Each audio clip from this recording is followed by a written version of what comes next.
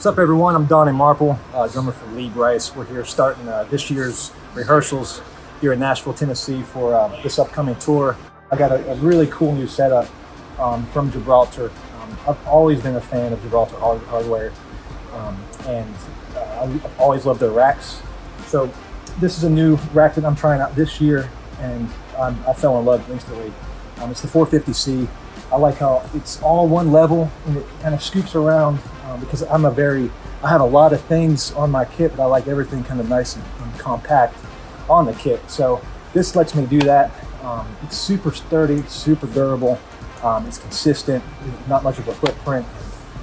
It's just perfect for what I do. I'm Brandon Saunders, drum tech for Donnie Marple, drummer for Lee Brice. I'm here to show you this Gibraltar 450C drum rack real quick.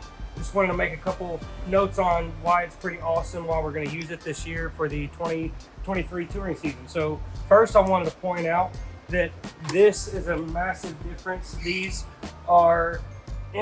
tubes sit inside these pocketed grooves here. So instead of having a clamp that drops out and having to seat this tube in there, you can literally loosen a wing nut just like standard and pull these straight out and seat it right back in the pocket. And that makes breaking these apart way, way, way easier. That's probably our favorite thing. These bars, as you can see here, sway in and out. So that's probably the biggest upgrade on this rack. We personally like the bars for all of his cymbal mounts to sit up high. He plays his drums a more traditional style. His toms obviously sit up a little bit higher. He's got the 4-tom setup. So this rack up here eliminates the need for all this extra stem and mess down here. It blocks your drum shells. You can't see it from the audience. When you have this bar up here, you have short stems for your cymbal mounts. They're right there, right ready for Donnie's reach. So we really enjoy a higher rack up like that. So those are two massive differences from our rack from last year. We had a low bar with really long stems, kind of hid the kit. It was really messy. These high bars allow these cymbals to be right where we need them. It's going to be a lot faster for load out for me, just being able to pull these tubes out instead of having to lift them out of a clamp. Over here, we've done a little bit of customization, which is another good thing about this rack, is you can do things different to it to make it work for what you need. So we had to extend this bar, make it a little bit longer.